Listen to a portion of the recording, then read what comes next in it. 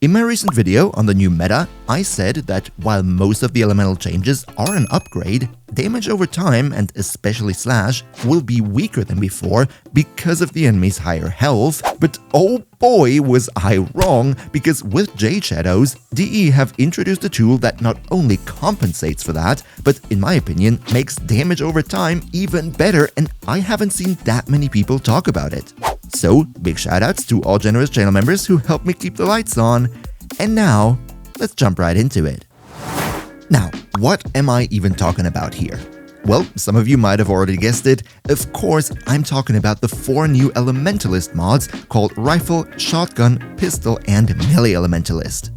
These have been added with the Jade Shadows update, and what they do is, each and every one of them gives 2 stats. One differs per weapon type and is sometimes more, sometimes less useful. My personal favorite here is the heavy attack wind-up speed for melee, but the second stat is equal for all weapon types, and that is plus 90% status damage.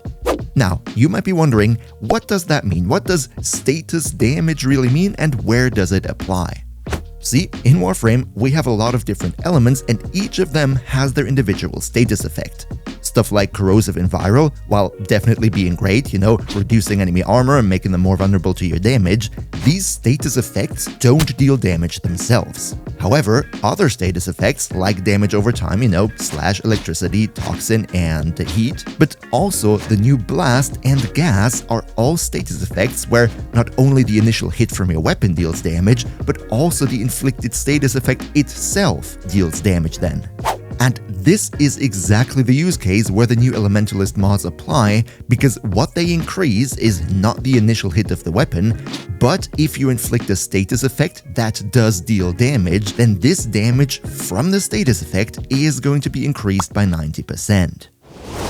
Now, I know 90% status damage might not sound all that impressive to you right now, but believe me, after I'm done explaining what I'm about to tell you right now, it definitely will, and I highly encourage you to incorporate those new mods into your damage over time builds. So let's get right into it. See, the special thing about these Elementalist mods is that they are applied multiplicatively in the damage calculation. Now, I don't want to get all that much into the details because I've made a long video about how exactly the damage calculation works in the game, but what that basically means is, when you have your full weapon build, including base damage, including crit damage, including elemental damage, multi-shot, all that good stuff, then the 90% of the Elementalist mod is not just shoved into one of those categories, which makes it a little bit better, but actually what it does is, it takes the entire product of the damage bonuses that you have from the full build, and then it adds another fat 90% damage to that. Just to make a bit more clear what I mean here, let's quickly imagine our standard build that we would run on any weapon.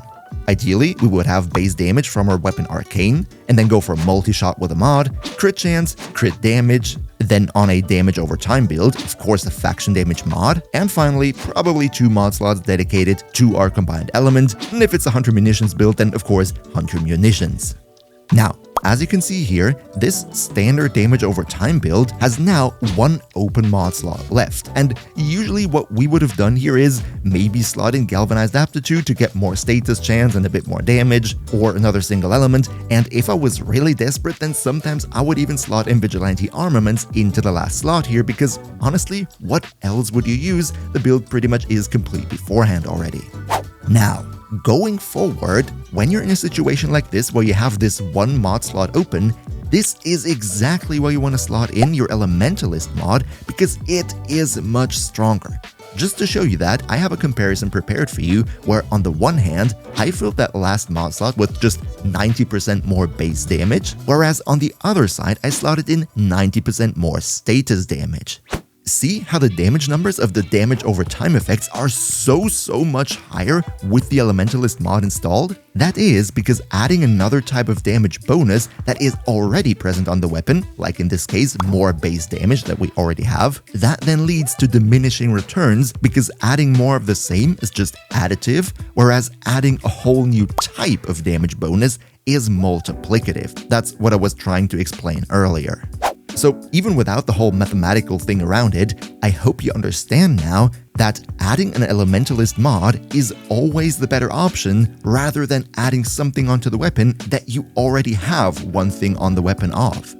Now, to be fair here, if your weapon is mainly built for dealing direct damage and damage over time is just an afterthought, then of course an Elementalist mod is not going to help and you shouldn't go for it, but I think that's pretty obvious. However, there might be some other questions that you have, so let's go over a couple more details about those Elementalist mods. I did a little bit of testing to see how they behave in combination with other mods, and what I found out is that, unlike faction mods, the Elementalist mods unfortunately don't double dip themselves. So they really just go and take the damage over time number, add a 90% to it, and that's it. Also, unfortunately, unlike status duration, heat damage bonus, and faction damage multiplier, the status damage is also not inherited when going for heat inherit. That would have been extremely cool and absolutely busted, but unfortunately this is not the case, so any type of Warframe that deals heat with their abilities cannot benefit from those mods, unfortunately. And finally, because there was a lot of outrage about Dante quote-unquote receiving a shadow nerf with the update, with Slash having a slower time to kill, these Elementalist mods can now maybe kind of save Dante, because remember, when he casts his final verse, he not only explodes all the slashes that he has dealt to the enemies with his skill, but he explodes all the slashes and the damage that they would have dealt in one big nuke. That includes slashes from your weapons and other sources, which then could benefit from these Elementalist mods again.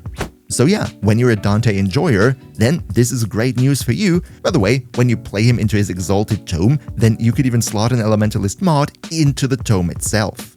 In addition to that, another great application that I could see is if you, like me, enjoy bringing a melee weapon that force procs Slash on heavy attack and then build that weapon for heavy attacks to crack those acolytes and elite enemies really quickly with a fat Slash proc, then Melee Elementalist specifically is tailor-made for this very playstyle, because not only does it add to the status damage of the Slash, but also it increases your heavy attack wind-up speed.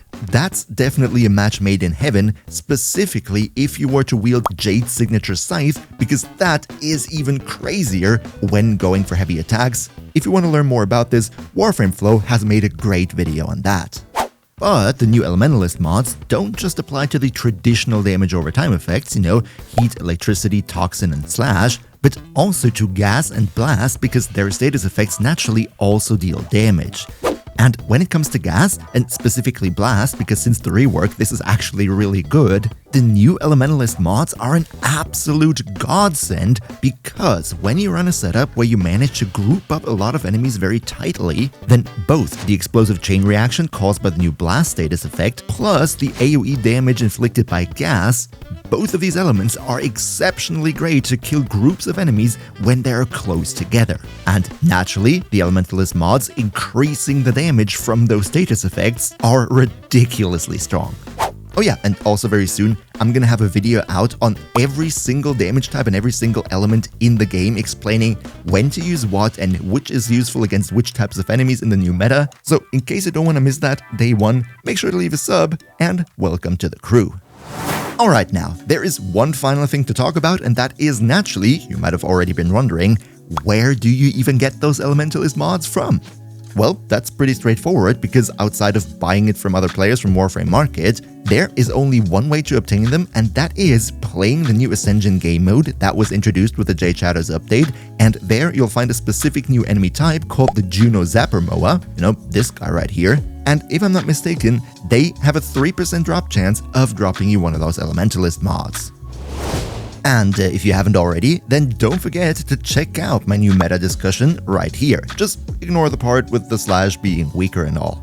Another big shout out to Niels V, Demon Lord Cell, Demon Emperor, Emperor Prime, Nost Linux Gaming, Lycan Shepherd, Turtle Pier, Pepperwolf, Ondakani02, Misfire DX, Streamjet21, SignUpKing 5000, GribblyBXC, Mihawk HE, Yagis, and all other generous channel members for your continuous support.